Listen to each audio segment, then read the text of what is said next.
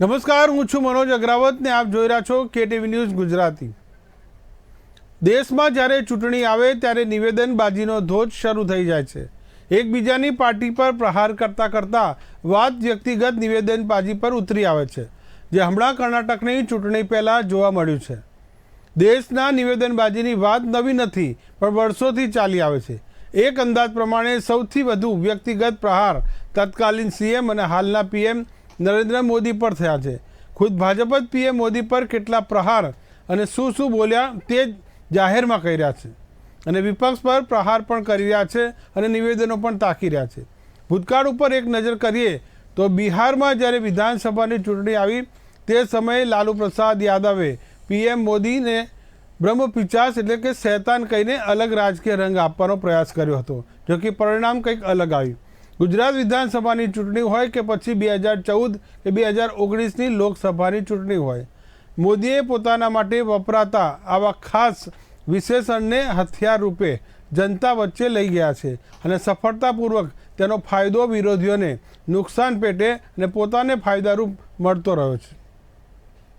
2007ની ચૂંટણીમાં સોનિયા ગાંધીએ નરેન્દ્ર મોદીને ગુજરાતના સીએમ હતા ત્યારે કોંગ્રેસ અધ્યક્ષા સોનિયા ગાંધીએ કહ્યું હતું કે મોતના સોદાગર।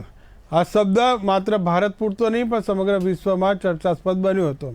ત્યારે મોદીએ મોતના સોદાગરને કેન્દ્રમાં રાખીને આ લડાઈને પોતાના રૂપે નહીં પણ જનતા વચ્ચે લઈ ગયા હતા અને વિધાનસભાની ચૂંટણી જીતી હતી। 2014માં કોંગ્રેસના મણિશંકર અય્યરે કહ્યું હતું કે એક ચાવાળો ક્યારે પીએમ બની શકે નહીં। મોદીએ ચાવાળાના વિશેષણને કેન્દ્રમાં રાખ્યું, લોકસભાની ચૂંટણી પણ જીતી હતી। બાદમાં કોંગ્રેસને ખબર પડી કે આવા નિવેદનો ભારે પડી રહ્યા છે। પીએમ નરેન્દ્ર મોદી શબ્દોની રમત ઘણી સારી રીતે જાણે છે। વિરોધી દ્વારા જ્યારે પણ તેમના પર શાબ્દિક પ્રહારો થાય છે ત્યારે વિરોધીઓને બેવડો માર પડ્યો છે। અગાઉ ઇન્ટરનેશનલ મેગેઝિન ટાઈમે પણ આ ગુસ્તાખી કરી જોઈ હતી। પીએમ નરેન્દ્ર મોદીને લઈને વિવાદિત કવર પેજ રજૂ પણ કર્યું હતું। મેગેઝિનને પીએમ મોદીને ભારતમાં સમાજમાં ભાગલા પાડનારા એટલે ડિવાઇડર ઇન ચીફ ગણાવ્યા હતા। એવું નથી કે કોંગ્રેસ જ કે વિરોધીઓ પીએમને નિશાના પર લે છે, પણ ખુદ પીએમ પણ વિરોધીઓ પર પ્રહાર કરી ચૂક્યા છે। ગુજરાતની ચૂંટણી પૂર્વે તેમણે કહ્યું હતું કે જામીન પર છૂટેલા મા દીકરો મોદીને ગાળ બોલે છે। રાજમહેલમાં જન્મેલાને ગરીબીનો ખ્યાલ નથી। હાલમાં ભાજપના એક નેતાએ પલીતો ચાપ્યો અને કહ્યું કે સોનિયા ગાંધી 20 કન્યા છે, એમ કહીને વિવાદમાં તેજાબ નાખ્યો છે। તો રાહુલ ગાંધીએ પણ ગુજરાતમાં આવીને પીએમ પર પ્રહાર કરવામાં બાકી રાખ્યું નથી, જેમાં મોદી દેશના ચોકીદાર નહીં ભ્રષ્ટાચારના ભાગીદાર છે એવું કહ્યું હતું। હાલમાં પીએમની કબર ખોદવાને લઈને નિવેદન હતું ત્યારે વડાપ્રધાને કટાક્ષમાં કહ્યું હતું કે કબર ખોદવાની વાત પછી પણ કમળ ખીલી રહ્યું છે। તિરસ્કાર છે એ કોંગ્રેસની મોટી ભૂલ છે। ગુજરાતમાં પ્રથમ તબક્કાના મતદાન સમયે મલ્લિકાર્જુન ખડગેએ પીએમને 100 માથાવાળા રાવણ કહ્યું હતું। ખડગેએ અમદાવાદની જાહેર સભામાં કહ્યું હતું કે કોર્પોરેશનની ચૂંટણી હોય, એમએલએની ચૂંટણી હોય કે એમપીની, કેટલી વખત અમારે તમારો ચહેરો જોવાનો? શું તમારે રાવણની જેમ 100 માથા છે? આ બધું શું છે? ત્યારે પીએમ મોદીએ તેમના પર કરેલી 100 માથાવાળી રાવણની ટિપ્પણીનો ઉલ્લેખ કરીને કહ્યું હતું કે કોંગ્રેસના નેતાઓમાં મને ગાળો આપવાની સ્પર્ધા ચાલે છે। કોણ મને કેટલી મોટી, જાડી અને તીખી ગાળો આપી શકે છે તેની સ્પર્ધા કરે છે। પરિણામ તમારી સામે છે। તો આ તમામ મુદ્દે ચર્ચા કરવા માટે અલગ અલગ મહાનુભાવો જોડાય છે, પણ આ પહેલાં આજે દેશભરમાં અલગ અલગ જે નેતાઓના રિએક્શન આવ્યા છે એ પહેલાં સાંભળી લઈએ। કોંગ્રેસના નેતાઓએ વારંવાર અભદ્ર ટિપ્પણી કરી છે, અસંસદીય શબ્દોનો વારંવાર પ્રયોગ કર્યો છે અને શેરીના ગુંડાઓ જે ભાષા વાપરતા હોય છે એ ભાષાનો વારંવાર પ્રયોગ પણ કર્યો છે। કુલ મળીને 91 વખત આવા લોકોએ આદરણીય પ્રધાનમંત્રી મોદી સાહેબ માટે જે શબ્દ પ્રયોગ કર્યો છે એની યાદી અમારી પાસે છે, પરંતુ આજે કોંગ્રેસના રાષ્ટ્રીય અધ્યક્ષ સિનિયર નેતા મલ્લિકાર્જુન ખડગે એ આટલા સિનિયર હોવા છતાં જે રીતે એમણે મોદી સાહેબ ઉપર ટિપ્પણી કરી છે, મને લાગે છે કે એમને આ છાજતું નથી, પરંતુ આ કોંગ્રેસની પરંપરા રહી છે। સત્તા ગુમાવ્યા પછી કોંગ્રેસ અને ગાંધી પરિવાર એ અભદ્ર ભાષા કે અભદ્ર ટિપ્પણી કરવામાંથી એ ક્યારેય બાજ આવતા નથી। एक कांग्रेस के अध्यक्ष खड़गे जी उनको कहते हैं कि विसेला सांप जैसे हैं। माताओं, भाइयों, बहनों, मैं आपको पूछने आया हूं, मोदी जी की तुलना सांप से करने वाली कांग्रेस पार्टी को चुनाव में जिता सकते हैं क्या? बताइए, जिता सकते हैं? कभी ये कांग्रेस पार्टी नारे लगाती है, कांग्रेस तेरी कब्र खुदेगी। सोनिया गांधी जी कहती है मौत का सौदागर। प्रियंका गांधी कहती है नीची जाति के लोग, और ये कहते हैं विसेला सांप। अरे कांग्रेस वालों, आपकी मति मारी गई है, मति। ಮೋದಿ ಅಂದ್ರೆ ಈ ವಿಷದ ಹಾವು ಇದ್ದಂಗೆ. ನೀವಂದ್ರೆ ಇದು ವಿಷ ಅದ ಇಲ್ಲ ನೋಡೋಣ, ಸ್ವಲ್ಪ ನೆಕ್ ನೋಡೋಣ ನೆಕ್ಕಕ್ ಹೋಗಿರಿ, ನೆಕ್ಕರು ಸತ್ತ। आरएसएस की विचारधारा के बारे में कुछ कहा, ಅಲ್ಲಿ ಹೇಳಿದ್ದ, मेरा विचार उनकी आइडियोलॉजी को लेकर है, किसी पर निजी अटैक नहीं।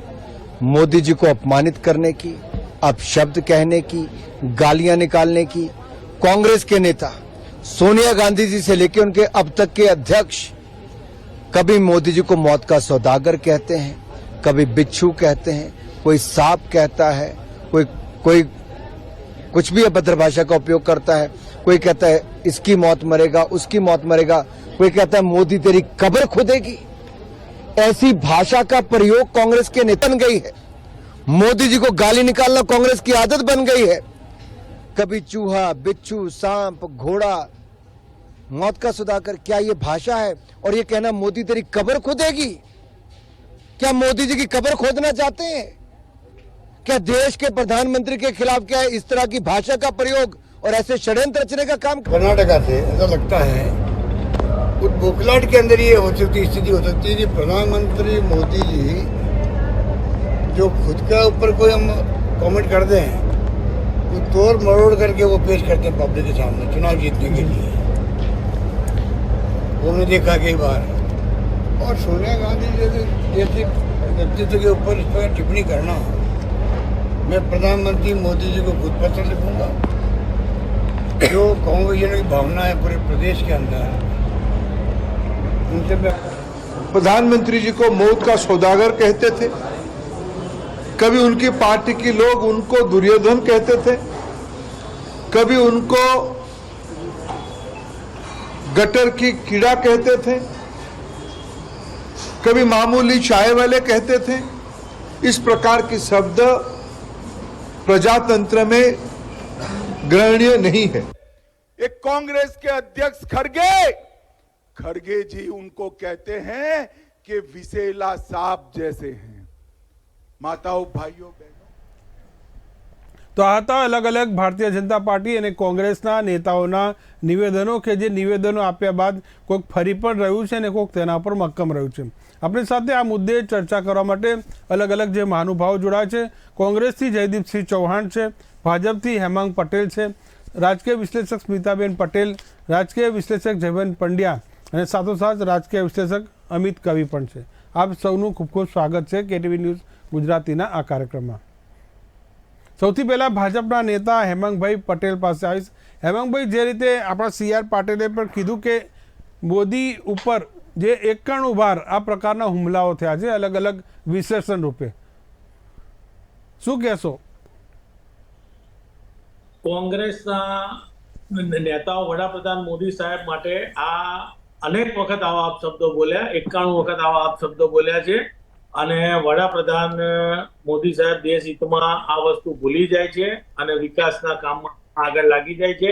હવે આમાં એવું છે કે કોંગ્રેસના સૌથી મહત્વના પદ ઉપર બેઠેલા મલ્લિકાર્જુન ખડગે, અને એક વ્યક્તિ નથી, મલ્લિકાર્જુન ખડગે છે, સોનિયાજી છે, રાહુલજી છે, મણિશંકર અય્યરજી છે, એટલે દિગ્વિજયસિંહ છે, આવા દિગ્ગજ નેતાઓ જ્યારે આવા અપશબ્દો બોલે છે અને આવી વાત કરે છે એ અત્યારે પ્રજાને અનુકૂળ આવતી નથી। એટલે પ્રજાએ એમને ગુજરાતમાંથી પણ જાકારો આપ્યો છે આગળ જતા કર્ણાટકમાંથી પણ જાકારો મળશે. આવા મહત્વના પદ ઉપર બેઠા પછી પણ જ્યારે આવા શબ્દો એમને બોલે છે, એ વડાપ્રધાનની ગરિમા ચૂકી જાય છે. કોંગ્રેસના નેતાઓ ભાન ભૂલીને બેફામ બકવાટ જે કરી રહ્યા છે, એ બકવાટનું પરિણામ એવું આવે છે કે પ્રજા ભારતીય જનતા પાર્ટીને આશીર્વાદ રૂપે મત આપે છે અને એમને નથી પસંદ કરતી તો એમને જાકારો આપે છે. એટલે આ વસ્તુ તમે દરેક ઇલેક્શનોમાં પણ જોઈ હશે. પ્રજાને આ વસ્તુ પસંદ નથી અને બેફામ જે શબ્દો બોલાય છે દરેક ઇલેક્શનમાં એમને ભોગવેલા છે. છતાં વાણી વિલાસ જે એમનો છે એમાં કોઈ કંટ્રોલ નથી કરતું. પ્રજા તો નથી સહન કરતી, પણ કોંગ્રેસના પણ રાષ્ટ્રીય લેવલના નેતાથી લઈ નીચે નાનામાં નાના કાર્યકર સુધી પણ કોઈ આ વસ્તુ પસંદ નથી કરતું. એ ઉપરના નેતાઓ જાણે છે, એ છતાં પણ તાળીઓના ગડગડાટ લેવા માટે થઈ આવા નિવેદનો વારંવાર કરે છે અને આ વારંવાર કરેલી ભૂલ એ લોકો ભોગવે છે. છતાં પણ આમનામાં ક્યારેય કોઈ ફેરફાર આવતો નથી. વાણી વિલાસ એમની જે છે એ જ રહે છે અને ક્યારેય એ આ વસ્તુ એ જો બંધ નહીં કરે તો પ્રજા ક્યારેય એમને સહકાર નહીં આપે અને જાકારો એમને 100% મળતો જ રહેશે. જી હેમાંગભાઈ, આપણી સાથે કોંગ્રેસના નેતા જયદીપસિંહ ચૌહાણ જોડાય છે. જયદીપભાઈ, ગુજરાતીમાં જે કહેવત છે કે દૂધથી દાજેલો છાશ પણ ફૂંકી ફૂંકીને પીવે. જ્યારે જ્યારે ચૂંટણી આવે ત્યારે તમારા નેતાઓ આ પ્રકારના નિવેદનો આપવાનું ચૂકતા નથી. તો આ જે તમને વારંવાર જે નુકસાન થયું છે, તો કઈ બોધપાઠ આપણી પાર્ટી લઈ રહી છે ખરી? સૌથી પહેલા તમે મને એક કહેવત કીધી તો એક બીજી કહેવત પણ મેં તમને કહી દઉં ભાજપના પ્રવક્તાને, કે જેના ઘર શીશાના હોય, મતલબ કે કાચના હોય, તે બીજા પર પથ્થર ના મળે. તમને ખાલી 2 સ્ટેટમેન્ટ તમને કહી દઈશ કે ભાજપના રાષ્ટ્રીય, અમારે ત્યાં તો ઇલેક્ટેડ છે અને દલિત નેતા છે અને અમે એ રીતના કોઈ એ પણ નથી કહેતા કે મને નીચ જાતિનો કીધો કે નીચ વ્યક્તિ કીધો અને મને નીચ કીધો, મેં ઓબીસી છું એ કરીને અમે સિમ્પથી દલિત કાર્ડ રમવા પણ નથી માંગતા. એમના તત્કાલીન જે વખત નીતિન ગડકરી હતા, નીતિન ગડકરીએ એવું કીધું હતું કે દેશના વડાપ્રધાન ડોક્ટર મનમોહનસિંહ નપુસંગ છે અને આ ઓન મીડિયા છે, નપુસંગ છે. તે વખતે લાલુ પ્રસાદ યાદવ એ કીધું હતું કે ભાઈ એમને તો 3 દીકરા અને દીકરી પણ છે અને સામે નરેન્દ્ર મોદીને જો તો લગ્ન પછી પણ એમની પત્ની સાથે નથી રહેતા. એ બંને નિવેદન ખોટા હતા અને કોંગ્રેસ એના પર કોઈ રિએક્શન નતું આપ્યું. એના પછી એકદમ નીચેની કક્ષાનું માનનીય વડાપ્રધાન સ્ટેટમેન્ટ પોતે આપે છે કે કોંગ્રેસની વિધવા કોણ એવું છે. અમારા ગામમાં લોકો વિધવાને જોઈને ઘરની બહાર નથી નીકળતા, તમે દેશ આપવા માંગો છો. એટલે એના એ જ ઇલેક્શનમાં 2004નું ઇલેક્શન થયું, એમાં માનનીય અટલ બિહારી વાજપેયી પોતે માન્યું હતું કે નરેન્દ્ર મોદીના કુપ્રચારના લીધે ભાજપ હારી છે. અને આ સ્ટેટમેન્ટ એક મહિલા વિરોધી અને સામાજિક વિરોધી છે કે કોઈની વિધવા, આજે હેમાંગભાઈ પણ અહીંયા છે, મેં પણ છું, કાલે ઉઠીને અમે બંને નહીં હોય, અમારી પત્ની શું વિધવા ગણીને કોઈ અમારા ઘરના વ્યક્તિઓ નહીં ગણે. એના પછી તમે દેખો સાહેબ, તો તમે અત્યાર સુધી તો આપણને એક જ વસ્તુ ખબર હતી કે દેવાદિદેવ મહાદેવ એટલે શંકર ભગવાન. તો એમના બીજેપીના જે જેપી નડ્ડા નોમિનેટ પ્રેસિડેન્ટ છે એ કેવું છે કે વડાપ્રધાન નરેન્દ્ર મોદી દેવાદિદેવ મહાદેવથી પણ આગળ ચડ્યા હતા છે. તો આ સ્ટેટમેન્ટ તમે જયારે આપો છો ત્યારે તે લોકોની ભાવના, આજે જ એમનો એક પ્રવક્તા છે બગ્ગા દિલ્હીના, એ શું કહે છે, જે રેસલોડો ભાજપના પ્રવક્તા કહે કે જેના પર 36 કેસ છે, જેના માટે આપણા ઓલિમ્પિક ગોલ્ડ મેડલિસ્ટો પોતે 6 દિવસથી ધરણા પર પડ્યા છે. મહિલાઓ પર એ કરવામાં આવ્યું છે. 16 વર્ષની દીકરી જે પોતે ગોલ્ડ જીતીને આવી હતી, સ્મિતાબેન અહીંયા છે, તો મને કહેવાની શરમ આવે કે આજે દેશમાં એવી સ્ત્રી જેને દેશ માટે ગોલ્ડ મેડલ લીધો છે, એના પર ભાજપના નેતા એના પર શારીરિક શોષણ કરે છે. 1000થી વધારે એથ્લીટ્સ પર શારીરિક શોષણ કરે છે.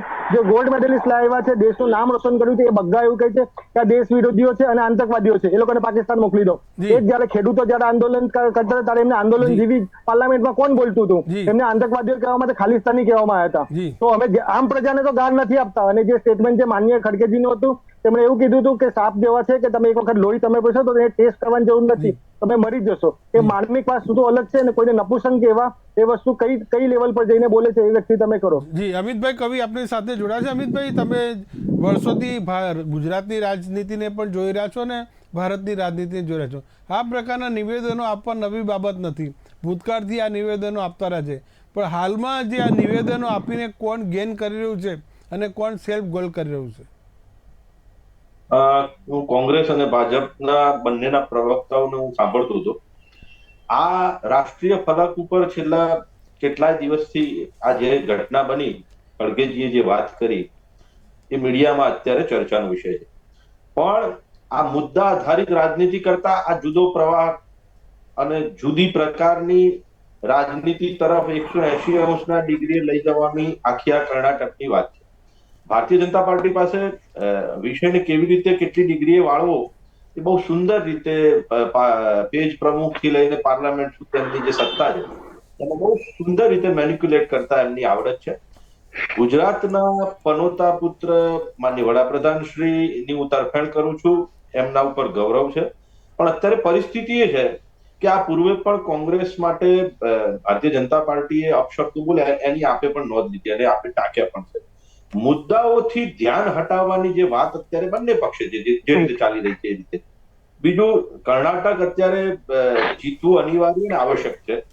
મુદ્દાઓથી અત્યારે કાશ્મીરમાં જે 8-10 જવાનો શહીદ થયા ત્યાં માનનીય વડાપ્રધાન શ્રી એ દિલ સુધી વ્યક્ત કરવાની હતી, પણ કોઈ કારણસર આ ચૂંટણીઓના કારણે આ બધી જ વાત ક્યાંક ઓલવાઈ ગઈ છે.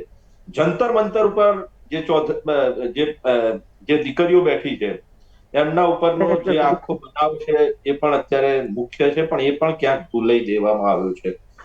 દેશની સમસ્યાઓ અનહદ છે. નિકાસ કરતા આયાત વધી ગઈ છે, આપણે મોટી સમસ્યા છે. આજે આપણું હુડિયામણ બેરોજગારી સાથે જોડાય છે. 1,80,000 જેટલું ગુજરાતનું ભારતનું બુદ્ધિધન વિદેશ તરફ જઈ રહ્યું છે. એટલે આ આખી ઘટનાઓમાં ફક્ત કર્ણાટકમાં જે પોકેટ એરિયામાં જે ઘટના બની એ એકચ્યુઅલી કર્ણાટકમાં લિંગાયત અને વાંગાલિંગા બે પ્રકારના સમુદાય આધારિત રાજનીતિના ફેરફારો તમે જોયા, કોંગ્રેસમાંથી ભાજપમાં અને ભાજપમાંથી કોંગ્રેસમાં. મનોજભાઈ, પરિસ્થિતિ એ છે કે હવે છેલ્લા કેટલાય વર્ષોની રાજનીતિ વિકાસ મુદ્દાથી પર જઈને આવા શબ્દો આધારિત અને સંવેદનશીલ મુદ્દાઓ બનાવીને રાજનીતિ માટે એક જુદું જ માઇલસ્ટોન બનાવવા તરફ જઈ રહી છે આખી વાત. અંગત રીતે હું એવું માનું છું કે આવું ના થવું જોઈએ. અને એના આ ઘટના પૂર્વે હમણાં પણ આજે પણ કોઈક ભાજપ અને કોંગ્રેસ વચ્ચે આ રીતે આપણા ગૃહમંત્રી ઉપર પણ કર્ણાટકમાંથી કોઈ એક કેસ દાખલ કર્યો છે. એટલે આ સિલસિલો વધતો જાય. પણ મારી દ્રષ્ટિએ એવું છે કે આ મુદ્દો જે રીતે એમણે કદાચ વિચારધારા માટે કર્યો છે, વ્યક્તિ માટે કર્યો છે, પણ આ અર્થનો અનર્થ જે પણ થયો આ રીતે વડાપ્રધાન શ્રીને શોભે એ એમના માટે આ રીતે ના બોલી શકાય. એ આ વાત તો છે, પણ સાથે સાથે રાજકીય ફ્લેવર પણ દેખાય છે. જી જી સ્મિતાબેન આપણી સાથે જોડાયા. સ્મિતાબેન, જે રીતે આ રીતે બેફામ જે નિવેદનબાજી થઈ રહી છે, જ્યારે ભાજપ હોય, કોંગ્રેસ હોય, અન્ય પક્ષો હોય, પોલિટિકલ માઇલેજ આ જે નિવેદનો આપવામાં મળી રહ્યો છે એવું દેખાય છે? અત્યારે હાલ અમિતભાઈએ જે વાત કરી અને ભાજપ અને કોંગ્રેસના ભાઈઓએ જે વાત કરી એ મુદ્દાને અનુસરતા અમિતભાઈ સાથે હું સંપૂર્ણ રીતે સહમત એટલા માટે છું કે અત્યારે હાલ ઇલેક્શન આવે છે ત્યારે બંને તરફથી કંઈક એમને માનસિક રીતે દબાણ હોય અથવા તો કઈ એવું ભીતિ હોય એમને, એટલે માટે થઈને એ પક્ષ ને વિપક્ષ ને બધા થઈને ભેગા થઈને એકબીજા ઉપર આરોપબાજી આક્ષેપબાજી કરતા હોય છે. વાસ્તવિકતા મુદ્દાને ભૂલીને લોકોનું ધ્યાન ભટકાવવા માટે થઈને અને પોતે જે કરે છે એ જ યોગ્ય છે અને બીજા કરે છે એ બરોબર નથી. એ કોંગ્રેસ પણ કરી શકે છે એવું અને ભાજપમાં કરી શકે છે. એનું કારણ છે કે હવે સામે ઇલેક્શન આવી રહ્યું છે 2024 અને અત્યારે તાજેતરનું આપણી સામે ઇલેક્શન છે કર્ણાટકનું. એટલે એ મુદ્દાઓને ધ્યાનમાં રહીને લોકોના મન ભટકાવવા માટે થઈને આવી આક્ષેપબાજીનો એક માહોલ દર વખત ઇલેક્શન વખતે ચાલી રહ્યો છે. આપણે અત્યાર સુધી ઘણા બધા નેતાઓનું પણ આપણે જોયું છે. ખાસ કરીને હવે જે કોઈ પણ પદ ઉપર હોય તો એ પદની એક ગરિમા હોય છે. એ વડાપ્રધાનશ્રીની ગરિમા હોય છે, વિરોધ પક્ષના અધ્યક્ષની પણ ગરિમા હોય છે. દરેક જે વ્યક્તિ બોલે છે એ આખા દેશની જનતા સાંભળે છે અને આખી દેશની જનતા ઉપર એની અસર થતી હોય છે. એટલા માટે આ જે નિવેદનો આપવામાં આવે છે વાણી વિલાસ જેને કહેવામાં આવે છે એ પ્રકારે એમને ખરેખર રોક લગાવવાની જરૂર છે. એટલા માટે કે લોકો ભટકે નહીં, લોકો મુદ્દા પરથી ભટકે નહીં. મુદ્દાઓ કયા કયા છે આપણા દેશના આપણે જોવા જઈએ તો અત્યારે હાલ આપણે જઈએ કે ગુપ્તકાંડનો મુદ્દો પણ ઉઠાવવામાં આવ્યો છે, પછી આતંકવાદનો પણ મુદ્દો ઉઠાવવામાં આવ્યો છે. એ પછી બીજા ઘણા બધા મુદ્દાઓ છે કે જે આપણે રહી જાય છે કે શિક્ષણ છે, આરોગ્ય છે, બધા મુદ્દાઓ રહી જાય છે. અને આ બીજા બધા મુદ્દાઓ પર જયારે આક્ષેપબાજી કરવામાં આવતી હોય છે એ ખરેખર યોગ્ય નથી. અને ખાસ કરીને જોઈએ તો વડાપ્રધાન શ્રી જયારે કોઈ લેડી માટે કોઈ બહેન માટે આ વાક્ય બોલતા હોય કે વિશ કન્યા કે એ રીતના, તો એ એમના મોટે ભાગે એમના પદને શોભતું નથી આ બાબત. કે આખા દેશની દીકરીઓ જે એમણે કહ્યું હતું કે તમારે કઈ તકલીફ હોય તો મને એક લેતો લખજો, તમારો ભાઈ તમારી સાથે છે. તો આપણા સોનિયાબેન પણ એમની સાથે એક ભાઈ તરીકેનું એક એમનું રિલેટિવ હોવું જોઈએ સંબંધની રીતે. બીજું કે ખાસ અને સામે સોનિયાબેને પણ જે આપણા કોંગ્રેસના અધ્યક્ષ છે એમણે પણ વિચારવું જોઈતું કે પોતે કોને અને કઈ ગરિમાને વ્યક્તિને વાત કરી રહ્યા છે, કે સામે વિચાર્યા વગર ફક્ત આક્ષેપ એટલે ફક્ત ઇલેક્શન જીતના મોડ ઉપર રહીને નિવેદન કરવામાં આવતા નિવેદનો છે જે બેફામ ગણાય છે. જી જયવંતભાઈ પંડ્યા, જે વાત અહીંયા જે થઈ રહી છે કે રાજકીય જે નિવેદનબાજી થઈ રહી છે તેનો ફાયદો અને ગેરફાયદો કોને મળી રહ્યો છે, તો સ્પષ્ટપણે અત્યારે શું દેખાય છે કે પીએમ મોદી પર 91 વાર જે ટાર્ગેટ કરવામાં આવ્યું છે, શું કહેશો? સામે કોંગ્રેસ ઉપર ને કોંગ્રેસને પણ નિશાના પર ઘણીવાર લેવાય છે. જયવંતભાઈ.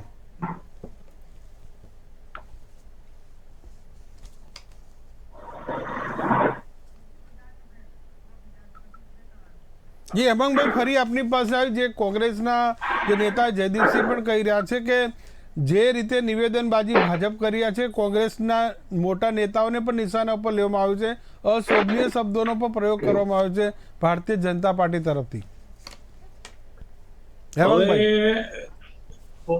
દેશના લોકપ્રિય નેતા અને વૈશ્વિક લોકપ્રિય નેતા માનનીય નરેન્દ્રભાઈ મોદી માટે શરૂઆત 2007માં સોનિયાજીએ મોતના સોદાગરથી શરૂઆત કરી હતી. જી.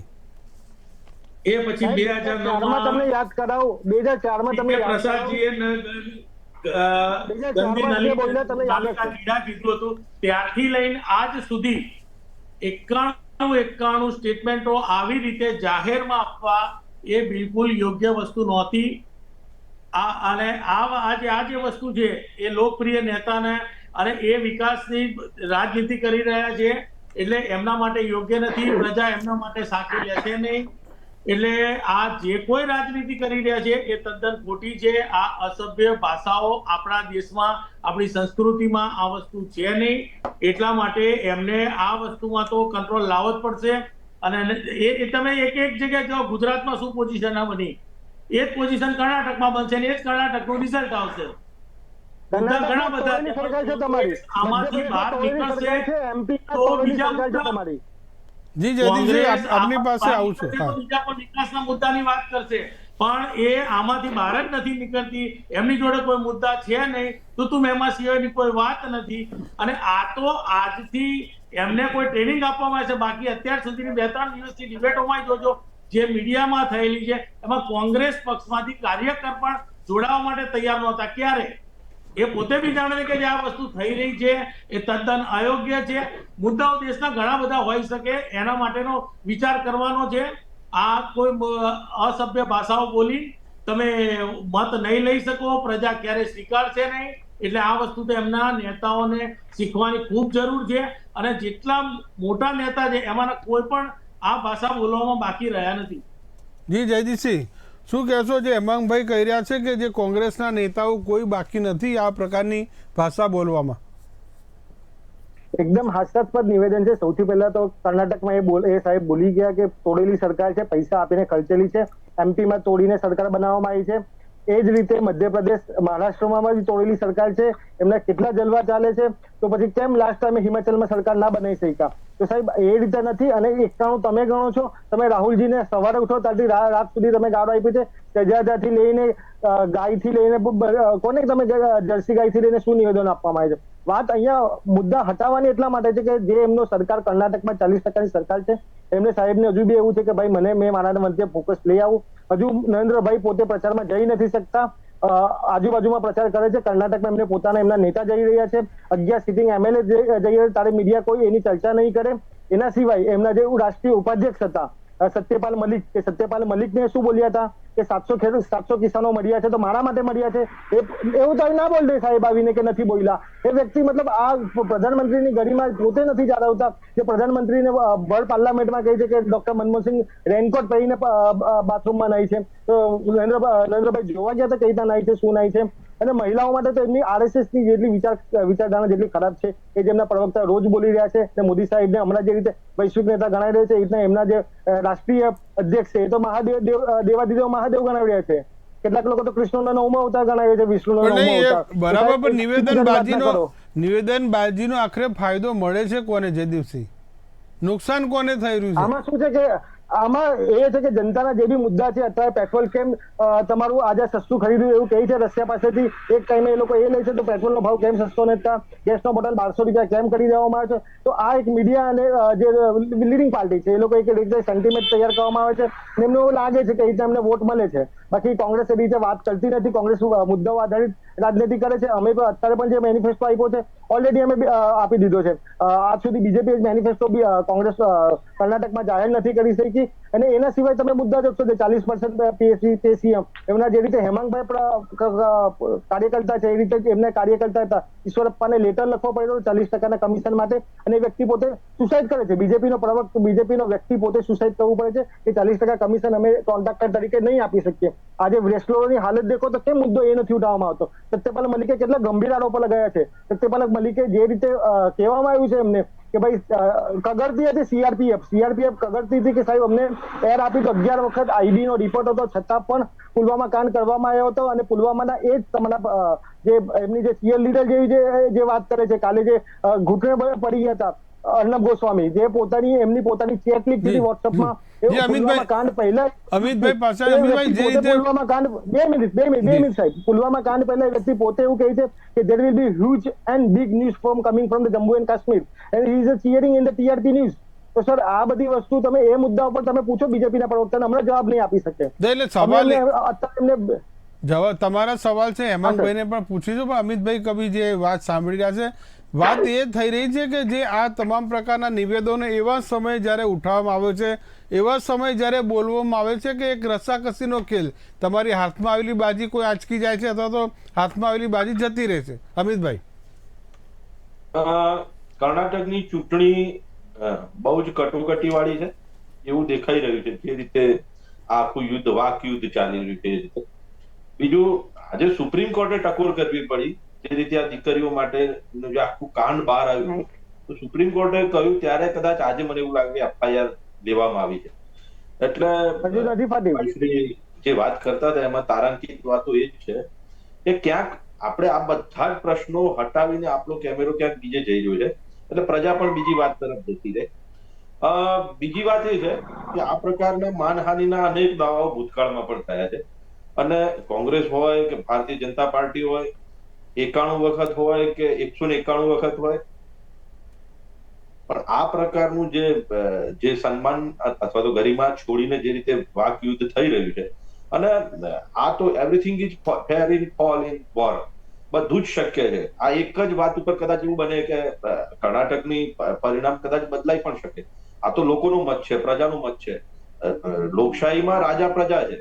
હા, પછી રાજકીય પાર્ટીઓ ચૂંટણી પછી તંદુરસ્ત હરીફાઈમાં એકબીજા સાથે મળતા પણ હોય, જેવા પૂર્વમાં આપણે ઘણા ઉદાહરણો જોયા પણ હશે કે ખડગેજી અને વડાપ્રધાન શ્રી એક જગ્યાએ કોઈ મ્યુઝિયમમાં આપણે સાથે પણ જોયા હતા. પણ પ્રજા માટે, પ્રજાને વલોવવા માટે, પ્રજાને ઝંઝોળવા માટે આ એક સુંદર એમને મળેલો મુદ્દો છે કે જે રાજકીય માટે હવે કેટલો પ્રભાવક બને છે આ મુદ્દો એ આવનારો સમય બતાવશે. પણ હું એમ કહું છું કે ગુજરાતના કેટલાય ધારાસભ્યશ્રીઓ અત્યારે ત્યાં છે, આપણા પેજ પ્રમુખો પણ કેટલાય લોકો, એટલે ભારતીય જનતા પાર્ટી પાસે એક સુંદર એક પુણે છે, એનું શિસ્ત, ટીમ કોઈ ભારતીય જનતા પાર્ટીનું કોઈ પણ કોર્પોરેશન હોય કે લોકસભા માઇક્રો પ્લાનિંગ હોય છે જે જોવા મળતું હોય છે. સ્મિતાબેન કહી રહ્યા, સ્મિતાબેન જેમ આપણે રાજકીય જે નિવેદનબાજી છે પાર્ટી પૂરતી મર્યાદિત બરાબર છે, પણ જે જયદીપસિંહભાઈ કહી રહ્યા ને હેમાંગભાઈ કહી રહ્યા કે વ્યક્તિગત આક્ષેપો છે, એ કેટલા યોગ્ય છે? જયારે ઇલેક્શન આવે છે ત્યારે મોટેભાગે એજન્ડા શું હોય છે કે બસ પોતે પ્રચાર ને પ્રસારમાં રહેવું, લોકોની નજરમાં રહેવું. એટલે જે તે નિવેદનો કરવામાં આવતા હોય છે તે ઘણી વખત એમ લાગે કે હાસ્યાસ્પદ પણ છે અને ઘણી વખત એ નિવેદનો ગંભીરતાથી પણ લેવામાં આવતા હોય છે. એટલે આપણે જોઈએ કે ચૂંટણી આવતા જવા થોક પણ જયારે વિવાદાસ્પદ નિવેદનો જયારે આપવામાં આવતા હોય છે તો પ્રી પ્લાનિંગમાં હોઈ શકે છે, એક ચૂંટણીના પ્રચારના એક ભાગરૂપે પણ હોઈ શકે છે. એટલે નેતાઓએ આવા જે નિવેદનો કરવાના હોય છે એ નિવેદનોમાં કદાચ દેશ હિત માટેના કેમ નિવેદનો નથી થતા, ફક્ત આવા નિવેદનો કેમ થાય છે? આપણે જોયું કે ધારાસભ્ય પન્નાલાલ શાકે જયારે વાત કરી કે બહેનો માટે કે તમે સારા પુત્રોને, સંસ્કારી પુત્રોને જન્મ ના આપી શકો તો એના કરતા તમે વાંઢળી રહી શકો, એ નિવેદન કેટલું બધું શરમજનક છે. બીજું કે આપણે જોઈએ કે તીરથસિંહ રાવતે જયારે જીન્સ પેન્ટ ઉપર વાત કરી, દીકરીઓને જયારે જીન્સ પેન્ટ પહેરે છે, ફાટેલા જીન્સ પેન્ટ પહેરવા ઉપર જયારે એને ટિપ્પણી કરી, એ પણ ખરેખર એક દુઃખજનક બાબત છે. ત્યારબાદ એમને પણ આપણે જોયું કે આપણા એ નિવેદનો આપીને બી એમને રવાના થવું પડ્યું હતું. હા થવું પડે. બીજું એ કે ખાસ આપણે જોઈએ કે જે ગરિમા પદ આપણું વડાપ્રધાન જે છે, રાષ્ટ્રના વડાપ્રધાન મોદી સાહેબજી, બરાબર છે, એ વખતે બાંગ્લાદેશના બંગાળના ઇલેક્શન વખતે જયારે ચૂંટણી પ્રચાર માટે ગયા ત્યારે એમને જે ઉચ્ચાર સાથે દીદીઓ દીદી એ શબ્દને જે રીતના વળાંકથી કે જે ટોનથી અમે જે બોલ્યા હતા ને, ખરેખર આપણે એક મહિલાઓ માટે, એક મહિલા તરીકે મને એક શું કે શરમજનક લાગે છે બાબત કે આ રીતના ઉચ્ચારણો ના કરવા જોઈએ.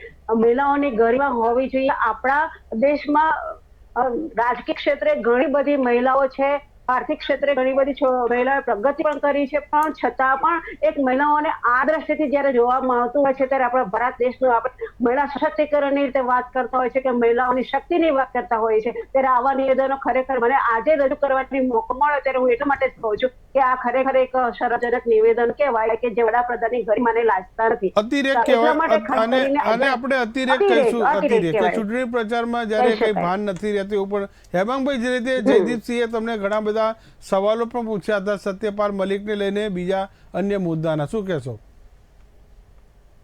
હવે એ વસ્તુ એવી છે કે જ્યારે એમને અર્જુન મોઢવાડિયાજીએ 2012માં નિષ્ફળ પતિ કીધા હતા ત્યારે એમને કશું નથી દેખાતું. રિઝવાન ઉસ્માનીએ નાલાયક દીકરો કીધેલો છે ત્યારે એમને આ વસ્તુ નથી દેખાતી. આમને માનસિક વૃદ્ધ કીધેલા છે જિગ્નેશ મેવાણીએ. એ આ લોકલમાં મુદ્દા હતા અને એમના જે રાષ્ટ્રીય નેતાઓ તો છે, રાહુલ ગાંધીજીને એમને તો હદ વટાઈ દીધેલી હતી. એટલે આજે આ બધા મુદ્દાઓથી ભારતીય જનતા પાર્ટી તો એનું જે કામ કરવાનું છે, વિકાસનું કામ કરી જ રહી છે, એને કોઈ ફરક નથી પડતો. અમારે જે વિરોધ પક્ષ મજબૂત જોઈએ છે, એ વિરોધ પક્ષ એમના નેતાઓના કારણે વિરોધ પક્ષમાંથી પણ આ લોકો નીકળતા જાય છે.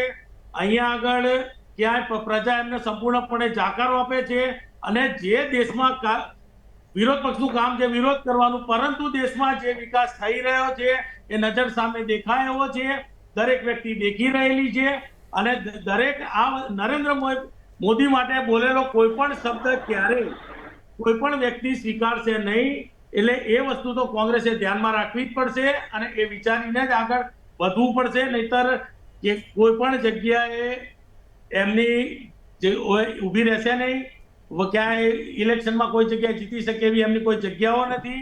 કાંઈ એમના જ કાર્યકરો એમનાથી નારાજ થયેલા છે આ સબ્જેક્ટમાં. અને ભાજપમાં જોડાય છે તો ક્યારે જોડાય છે? જેને વિકાસની રાજનીતિ ગમે છે એ જોડાય છે. એમની કોઈ ભાજપમાં કોઈ કંકોત્રી લખીને કોઈ બોલાવવામાં આવતા નથી. પણ જે રિયાલિટીમાં જેને જે કામ જોયેલું છે અને દેશનો વિકાસ આજે તમે 20 વર્ષ પહેલાનું જુઓ, આજે મોદી સાહેબના રાજમાં આજે વૈશ્વિક દ્રષ્ટિએ આપણે ખૂબ આગળ વધેલા છીએ. એટલે દરેક આ વસ્તુ તો જોશે. એટલે જી જયદીપસિંહ જે વાત કરી રહ્યા છે, જે હેમાંગભાઈ કહી રહ્યા છે કે જે તે પીએમ છે હાલ વૈશ્વિક નેતા બની ગયા છે ને જે રીતે વિકાસ થઈ રહ્યો છે, આ વિકાસને જોઈને કોંગ્રેસના નેતાઓ છે તે ભારતીય જનતા પાર્ટી જોઈન કરી રહ્યા છે.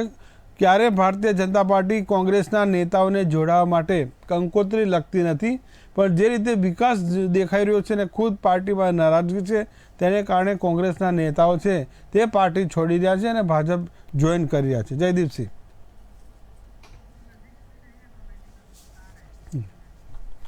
જે વાત ચાલી રહી છે નફરત કે બોલ સેલ્ફ ગોલ, જ્યારે દેશમાં આ પ્રકારની ચૂંટણી આવે ત્યારે નિવેદનબાજીનો ધોધ જે શરૂ થાય છે. કેટલાક પાર્ટીઓ છે આ નિવેદનો લઈને એક ચાલાકીપૂર્વક, ચતુરાઈપૂર્વક પોતાના તરફ ખેંચી જણાવવામાં માહિર હોય છે, તો કેટલાક લોકો જાતે રન આઉટ, જે આપણે ક્રિકેટની ભાષામાં કહીએ કે સામે જીતેલી બાજી પણ હારી જતા હોય છે. ચૂંટણી પહેલાં આ પ્રકારના ઝેરીલા જે નિવેદનો છે ભૂતકાળમાં પણ થતા આવ્યા છે અને હાલમાં પણ બોલાઈ રહ્યા છે, ચાહે કોર્પોરેશનની ચૂંટણી હોય, લોકસભાની હોય કે પછી વિધાનસભાની હોય. હાલમાં કર્ણાટકની જે ચૂંટણી પહેલાં જે તેજ પ્રચાર કોંગ્રેસ અન્ય વિપક્ષો અને ભારતીય જનતા પાર્ટી કરી છે, ત્યારે આ પ્રકારના નિવેદનો સામે આવી રહ્યા છે. વાત શરૂ ત્યાંથી થાય છે કે મલ્લિકાર્જુન ખડગે કોંગ્રેસના પ્રમુખ અને સૌથી સિનિયર નેતા છે, તેમણે પીએમ મોદીને જે ઝેરીલા સાપ કીધા છે તેને લઈને ભાજપ છે વળતી લડાઈ શરૂ કરી છે અને પીએમને ક્યારે ક્યારે આ પ્રકારના અપશબ્દો બોલ્યા છે, આ પ્રકારના જે નિવેદનબાજી કરી છે તેનો એક આખો હિસાબ જે તૈયાર કર્યો છે. CR પાટીલને પણ આપણે સાંભળ્યા કે એક નહીં બે નહીં પણ 91 વાર પીએમ મોદી પર આ રીતે કોંગ્રેસે ટાર્ગેટ કર્યું છે. કયા નેતા કયો શબ્દ બોલ્યા છે તે પણ તેમણે લિસ્ટ બનાવ્યું છે. તો આ પ્રકારની જે રાજકીય લડાઈ અને તે સામસામે નિવેદનબાજી શરૂ થઈ છે. ભાજપના નેતા પણ આ પ્રકારના કોંગ્રેસ ઉપર આક્ષેપો કરી રહ્યા છે, નિવેદનો આપી ચૂક્યા છે, ચાહે રાહુલ ગાંધી હોય, સોનિયા ગાંધી હોય કે અન્ય નેતા હોય. ભાજપના જનતા પાર્ટીના નેતાઓ પણ આમાં પીછેહટ નથી કરી રહ્યા. તો હાલમાં જે અલગ અલગ રાજકીય વિશ્લેષકો હતા તેઓ પણ કહી રહ્યા હતા કે કોંગ્રેસ માટે વારંવાર આ પ્રકારની ભૂલ છે તેમને ભારે પડી રહી છે. મણિશંકર અય્યરનો જે સૌથી મોટો જે દાખલો હતો કે તેમણે પીએમને ચાવાળાનું જે કીધું અને બાદમાં સમગ્ર દેશમાં એક આખું કેમ્પેન ચાય પે ચર્ચા જે પીએમ મોદીએ કર્યું હતું અને આખું હિટ થયું હતું. તો અલગ અલગ મુદ્દા જ્યારે આ પ્રકારના કોંગ્રેસ આપે છે અને બીજેપી અને ખાસ કરીને નરેન્દ્ર મોદી છે આ મુદ્દાઓને ઝડપી લઈને લોકો સુધી લઈ જાય છે અને લોકો સુધી લઈ જઈને એક મોટો જન સંવેદના કહીએ એક માહોલ ઊભો કરવામાં સફળ થાય છે. તો આ જે નફરત કા બોલમાં હજુ પણ નિવેદનબાજી છે હજુ અટકી રહી નથી. મલ્લિકાર્જુન ખડગેના નિવેદન બાદ ફરીથી ભારતીય જનતા પાર્ટીના એક જે દક્ષિણના નેતાએ પણ સામે 20 કન્યા કહીને એક આ વિવાદને એક નવો પલીતો ચાપ્યો છે. કોંગ્રેસના જે નેતાઓ અશોક ગેહલોત છે, અલગ અલગ નેતાઓ છે તે પણ કહી રહ્યા છે કે આ પ્રકારના નિવેદનો છે ના બોલવા જોઈએ. અમિતભાઈ આપણી સાથે છે. અમિતભાઈ, જે તે મેં અગાઉ પણ કહ્યું કે આ પ્રકારના નિવેદનબાજી કેટલાક પાર્ટી છે, ખાસ કરીને ભારતીય જનતા પાર્ટી જનતા વચ્ચે લઈ જઈને એક એવો માહોલ ઊભો કરે છે અને આખી બાજી પોતાના તરફ લઈ જાય છે. જનતા પાર્ટી કે કોંગ્રેસ, હવે આ જે વાક યુદ્ધનો આ જે ડાયલોગ ડિલિવરી છે કેટલી અસરકારક નીવડશે એ તો ચૂંટણીના પરિણામો પછી ખબર પડશે. પણ મેં વાત કરી એમ ભારતીય જનતા પાર્ટી પાસે અત્યારે આ વિષયને કેવી રીતે ડાયવર્ટ કરવો, કારણ કે નેશનલ લેવલ પર નેશનલ ફલક ઉપર અનેક પ્રશ્નો છે જેની ચર્ચા થવી જોઈએ અને લોકોને ટચ કરે એવા મુદ્દા છે. પણ અત્યારે પરિસ્થિતિ એ થઈ છે કે આ મુદ્દા ઉપર અત્યારે આખું ગુજરાત જેને આપણે સુધી આ આખી ઘટના વંટોળ ફરકતું આવ્યું એટલે આ ચક્ર જી ઓડિયોમાં પ્રોબ્લેમ આવી રહ્યો છે અમિતભાઈ. હા બોલો, આપ કઈ કહી રહ્યા હતા. એટલે હું એ જ કહું છું કે આ વાક યુદ્ધનું પરિણામ ચૂંટણીના પરિણામોમાં ખબર પડશે કેટલું પરિવર્તિત થાય છે. બાકી બહુ સુંદર શોટ છે આ. હવે આ છક્કો વાગશે કે ચોખ્ખું એ તો સમય પણ બતાવશે, એનું પરિણામ બતાવશે. વસ્તુ સ્થિતિ એ છે કે અત્યારે આ આખી ઘટનામાં જે રીતે ભારતીય જનતા પાર્ટીમાંથી કોંગ્રેસમાં અને કોંગ્રેસમાંથી ભારતીય જનતા પાર્ટીમાં અત્યારે તમે જોયું કે આખો દોર ચાલી રહ્યો છે, એક આખો દેશ પેરામીનો કે જે આખી રીતે બધા જ ભારતીય જનતા પાર્ટીમાંથી કોંગ્રેસમાં આપણે એક સવાલ જયદીપસિંહને એક જે સવાલ છે પૂછવાનો રહી ગયો છે. હેમાંગભાઈ કહેતા હતા કે કોંગ્રેસના નેતાઓ જે ભારતીય જનતા પાર્ટી એટલા માટે જોઈન કર્યા છે કે તેમને વિકાસ દેખાઈ રહ્યો છે, પીએમ મોદીમાં એક વૈશ્વિક નેતાની છબી દેખાઈ રહી છે અને ભાજપ કોઈને કંકોત્રી લખીને આમંત્રણ નથી આપતું પાર્ટીમાં જોડાવાનું. પહેલી વસ્તુ તો એમણે કદાચ કર્ણાટકની ન્યૂઝ જોઈ નથી. એમના x chief minister, deputy chief minister, 15 થી વધારે સિટિંગ MLA MNC જો સરકાર સાચી હોત તો અવિશ્વાસનો પ્રસ્તાવ જો લાવવા દેતી તો એમની સરકાર ઇલેક્શન પહેલા તૂટી જતી. અને બીજી વસ્તુ રહી તો સાહેબ હેમાંગભાઈને મેં કહેવા માંગુ કે એ વિકાસ પુરુષોને તમે પૂછો કે જે વરુણ પટેલ, માન્ય વડાપ્રધાન, એ તો અમારા કોંગ્રેસના નેતા નતા, પાસના નેતા હતા ને જે માસીબા કહેતા હતા નરેન્દ્રભાઈને એ વસ્તુ ખોટી છે. તેવા નેતાઓને તમારે કેમ લેવા પડ્યા? એ હાર્દિક પટેલ પર તમારા દેશદ્રોહના કેસ ચાલતો હતો અને પોતે તમે કહેતા હતા દેશદ્રોહી. એની સીડી બીડી બધું બહુ કાઢ્યું હતું તમે. એની કઈ તમે અંડરવેલ પહેરતા હતા ને કઈ પિંક ચડ્ડી ને તમે એ બધું બોલતા હતા એના પર પબ્લિકલી. આજે એને લઈને તમારે ધારાસભ્ય બનાવવા પડે છે. એ જ વ્યક્તિ જે જયરાજસિંહ પરમાર તમને પાણી પીને ગાળો આપતા હતા, આજે તમારે ત્યાં બેસાડવા પડે છે.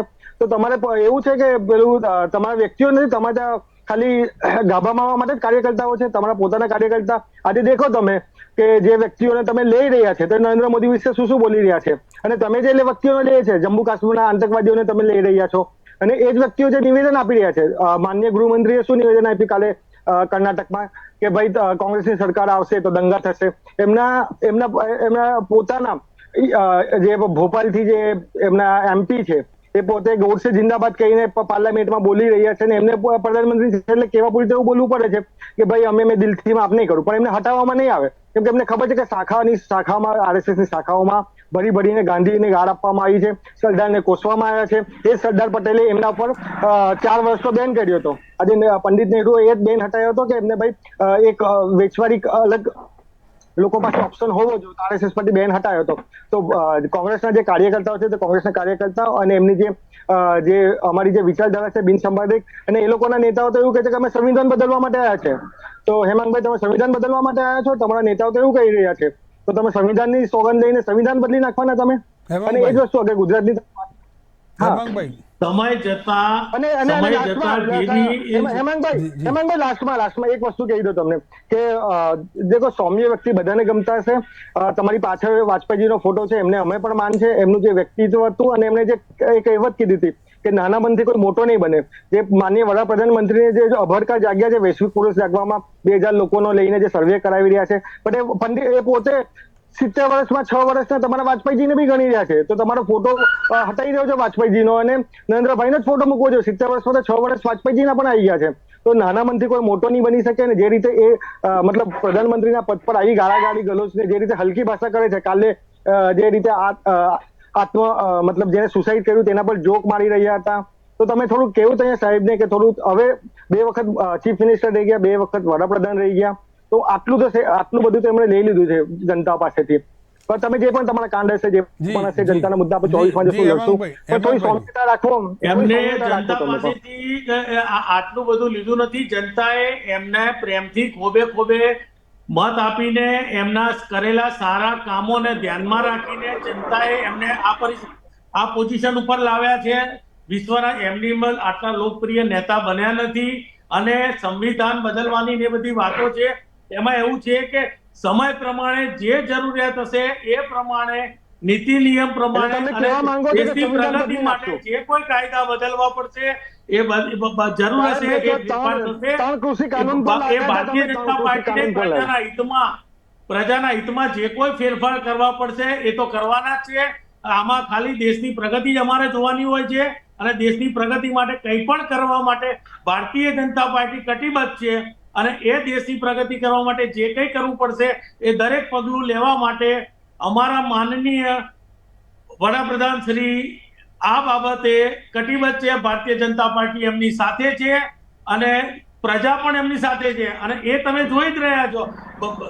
નેતાઓ છે, કોઈ ક્યારે ભાજપમાંથી કોંગ્રેસમાં ગયા, કોંગ્રેસમાંથી ભાજપમાં આવ્યા, તમે જે નામ આપ્યા, જેની વાતો કરી.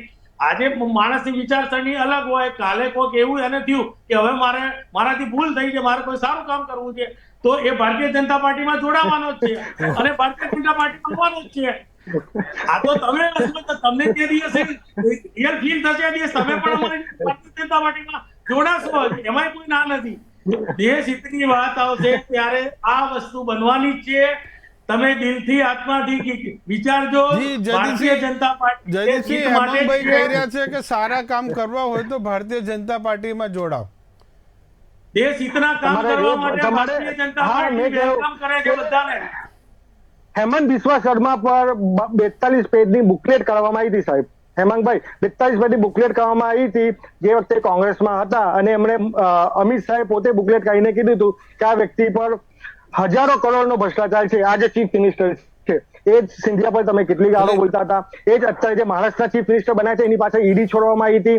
અને આજે એ લોકો એવું વોશિંગ મશીન છે ને બીજેપી પાસે કે વોશિંગ મશીનમાં તમે જાઓ ને સાહેબ તો તમે ભ્રષ્ટાચારી હશો, તમે બલાત્કારી હશો, કુલદીપ સેંગરને બચાવવામાં આવશે. આજે દેશની જે આપણને ગૌરવ અપાવે છે એના પર એ વ્યક્તિ નહીં બોલી શકે કે દેશને જે ગૌરવ અપાવનાર ઓલિમ્પિક મેડલિસ્ટના પણ રેપ કરવામાં છે, 1000 વ્યક્તિ શોષણ કરવામાં આવ્યું છે. પણ એ બીજેપીના એમપી પર એક પણ એફઆઈઆર ફાળવા માટે અમિતભાઈને પોતે કહેવું પડ્યું કે તમને સુપ્રીમ કોર્ટ સુધી જવું પડે છે કે સુપ્રીમ કોર્ટના એવા વ્યક્તિઓ પાસે કે ભાઈ અમારા માટે એફઆઈઆર ફાળો, અને એ લોકોના બગ્ગા કહે છે કે આ દેશદ્રોહી છે. તો સાહેબ તમે એ બગ્ગા એ છે જે ચપ્પલ ચોરતા હતા એના પર કેસ થયો હતો. આજે એ વ્યક્તિ એવું કહે છે ભાજપના પ્રવક્તા કે દેશને જે ઓલિમ્પિકના ગોલ્ડ મેડલ જીત્યા હતા એ દેશદ્રોહી છે, એ લોકોને પાકિસ્તાન જતું રહેવું જોઈએ.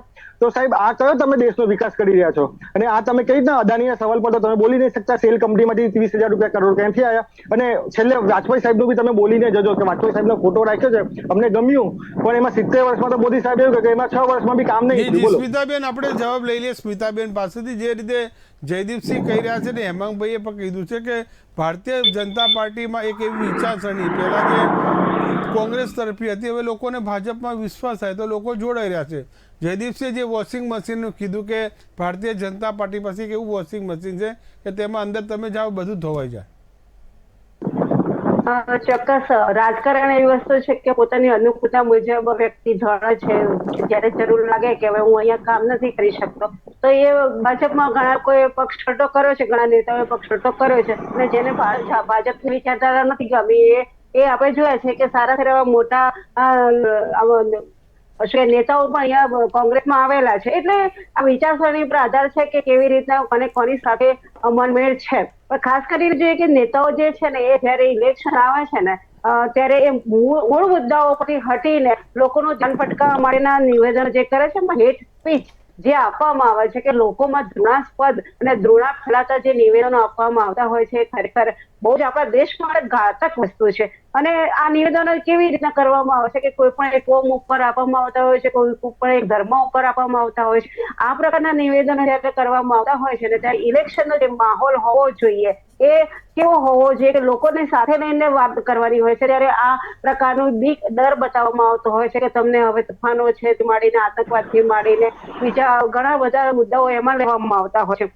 એટલે અને બીજું કે ખાસ એક નેતાઓમાં એક વાત ચોક્કસ છે કે એ જે નિવેદન કરે છે ને નિવેદનને આધારે રાતોરાત એ પ્રખ્યાત થઈ જાય છે, લોકોમાં જાણીતો નેતા બની જાય છે. એટલે આપણો સોશિયલ મીડિયા જે છે અને આપણું જે હાલ આપણું જે ડબલું મોબાઈલ જે છે એ મોબાઈલે ઘણું બધું એની પર અસર કરી જતું હોય છે કે એ લોકપ્રિય થઈ જવાતું હોય છે. કોઈ પણ બેફાન નિવેદન આપી દો તો લોકોમાં એક ચર્ચાનું સ્થાન બની જાય અને રાતોરાત તમે સોશિયલ મીડિયામાં તમે એને લોકપ્રિય નેતા બનાવી દો છો. એટલે આ મૂળ મુદ્દાઓને ધ્યાન ભટકાવવા માટે થઈ આવા પ્રકારના જયારે નિવેદનો આપવામાં આવતા હોય છે અને એમાં ઇલેક્શનના ટાઈમે કે જે મૂળ મુદ્દાઓ રહી જાય છે કે સ્વાસ્થ્ય છે કે અગાઉ આપણે ચર્ચા કરીએ મુજબના જીવનલક્ષી જે લોકો જે મુદ્દાઓ છે એને બાજુ પર રાખીને આવી હેટ સ્પીચ આપવામાં આવતી હોય છે.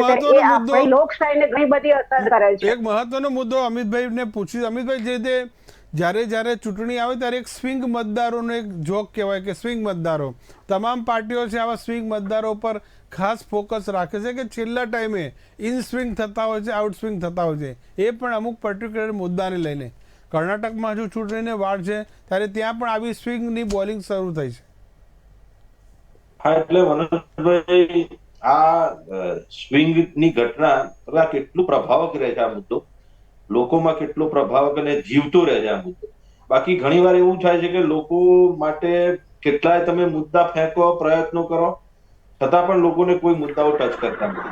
જેમ કે ગુજરાતમાં તો પરિસ્થિતિ એવી હતી કે ગુજરાત સરકારની સામે એટલા બધા આંદોલનો હતા છતાં સત્તા પર ભારતીય જનતા પાર્ટી આવી. એટલે હવે લોકોના મૂળને પારખવો, કયા વિષયને એટ્રેક્ટ કરવો, કારણ કે હિન્દુ મુસ્લિમના વિષયો બહુ થઈ ગયા અને હિન્દુ મુસ્લિમના માધ્યમથી એ હિન્દુ મુસ્લિમનો જે વિષય છે ગેટવે ઓફ ઇન્ડિયા એ રાજનીતિમાં પ્રવેશવા માટે, સત્તા મેળવવા માટેનો એક સુંદર રસ્તો હતો આજ દિન સુધી. કર્ણાટકમાં તો હવે રસ્તો ખુલ્લો ફસાઈ ગયો એકદમ. હા, એટલે હવે 10% મુસ્લિમો, 10 થી 12% કર્ણાટકમાં મુસ્લિમો છે. એટલે એ કોઈ મુદ્દો ત્યાં છે નહીં. સમુદાય જે બે સમુદાયનો જે પ્રશ્ન છે જે અનામતનો એ પ્રશ્ન પણ પ્રભાવક ના રહ્યો. એટલે રાજનીતિ માં ચૂંટણીઓ આવતા પૂર્વે અને ચૂંટણીઓ પૂરી થાય ત્યાં સુધીનું જે આખું જે ચળવળ હોય છે, જે આખું જે રણશીંગું ફૂંકાય છે ત્યાં સુધીમાં અલગ અલગ મુદ્દાઓ. હવે કયો મુદ્દો કેટલો ઇફેક્ટિવ રહીને લોકો સુધી પહોંચે છે એ હવે આવનારો સમય બતાવશે. જી હેમાંગભાઈ, જે જયદીપસિંહ પણ ઘણું કહી રહ્યા હતા, જે વોશિંગ મશીનની વાત કરી રહ્યા હતા. હવે હું એનો ટૂંકમાં તમને જવાબ આપું કે આજે દેશમાં કોઈને એવી ખબર નહોતી કે 370 ની કલમ હટી શકે. એ 370 ની કલમ ભારતીય જનતા પાર્ટીએ વર્ષો જૂનો રામ મંદિરનો મુદ્દો પૂરો થયો. સુપ્રીમ કોર્ટે આવા જેટલા મોટા નિર્ણયો લીધા છે બધા તમે આપણા દેવસ્થાનો છે એ બધા કેટલા સારા થઈ ગયા.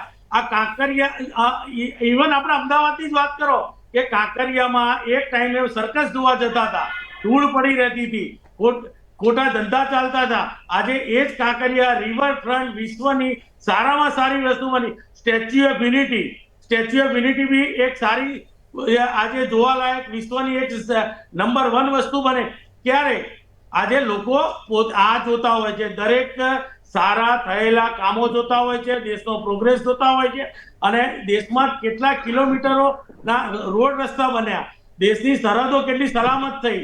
આજે એક નાના હથિયારો માટે આપણે બીજા દેશો પર ડિપેન્ડ હતા. આજે ભારત દેશ પોતે દરેક વસ્તુ બહાર સપ્લાય કરતો થઈ ગયો છે. દેશની ઘણું જ જે ભણેલો વર્ગ છે સમજી જ શકે છે કે દેશ આજે ઘણો જ આગળ વધી ગયો છે. એ કેટલા સમયમાં બદલાયું હેમાંગભાઈ? આમાં જે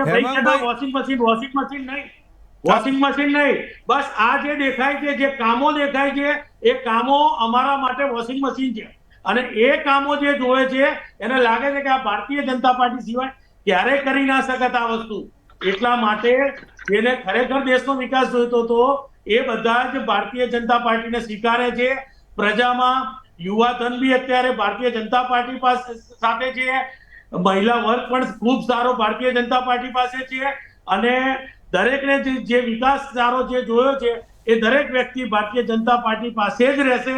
એને ખબર છે કે જ્યાં સુધી દેશનો વિકાસ જોવો છે તો આ જ ભારતીય જનતા પાર્ટી એમની સાથે રહેશે અને એ જ આગળ આવશે. જી જયદીપસિંહ, છેલ્લો સવાલ આપને પૂછીશ કે જે રીતે કહી રહ્યા છે કે વિકાસ ને વિકાસ, ભારતીય જનતા પાર્ટી આવી પછી આ બધું શક્ય બન્યું છે. સૌથી પહેલા તો હેમાંગભાઈએ ડિસ્ક્લેમર આપવું જોઈએ કે જે પણ મેં બોલી રહ્યો છું એને સત્ય સાથે કોઈ લેવા દેવા નથી, એટલે આ પૂરેપૂરું કાલ્પનિક છે. બરાબર, વાત વિકાસની ચાલુ થશે. 370 કાલ્પનિક નહીં, 370 હતી. સાહેબ, રામ મંદિર સુપ્રીમ કોર્ટના રામ મંદિર વર્ષો જૂનું બન્યું. બરાબર, રામ મંદિર તો સુપ્રીમ કોર્ટના ઓર્ડરથી આપવામાં આવ્યું છે. હેમાંગભાઈ, તમે ખોટે જસ્ટ ના મેળવો. બીજી વસ્તુ કે એના માટે એવું નહીં કે હેમંત વિશ્વકર્મા પણ તો તમે કરી દીધું સુપ્રીમ કોર્ટનું કામ બી તમે કરી દીધું હેમંતભાઈ. અરે હેમંતભાઈ, સાંભળો તો ખરા. શું કહો છો? સુપ્રીમ કોર્ટનું કામ તો સુપ્રીમ કોર્ટ જ કરવાની છે, પણ સુપ્રીમ કોર્ટનું કામ બી તમે કરાવો છો. 370 જે કલમ આપ્યો. અરે સાહેબ, 370 ની કલમની સામે મેં તમને 10 મુદ્દા ગણાવીશ. 1.5 કરોડ ભારતીયો જયારે કોરોનામાં મળતા હતા ત્યારે આપણા વિકાસશીલ એમને ઓક્સિજનના બાટલા નતા મળતા, અને લોકો કોરોનાના મુદ્દે હવે તમે આયા તો હું તમને કહી દઉં કે બીજી. અરે સાહેબ, સાંભળો તો ખરા હેમાંગભાઈ, સાંભળો તો ખરા.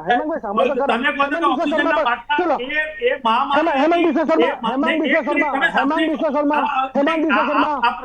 શર્મા આ ભ્રમિત કરવાની ને ખોટી વાત છે.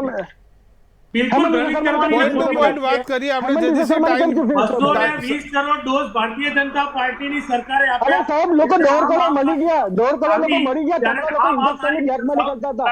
1.5 કરોડ લોકો મળી ગયા. દુનિયામાં સૌથી 1.5 કરોડ લોકો મળી ગયા. ભારતીય જનતા પાર્ટીએ અને ભારતીય જનતા પાર્ટીના કાર્યકરો કરેલો છે, અને આમાંથી સૌથી પહેલા એમાંથી બહાર નીકળી ગયા.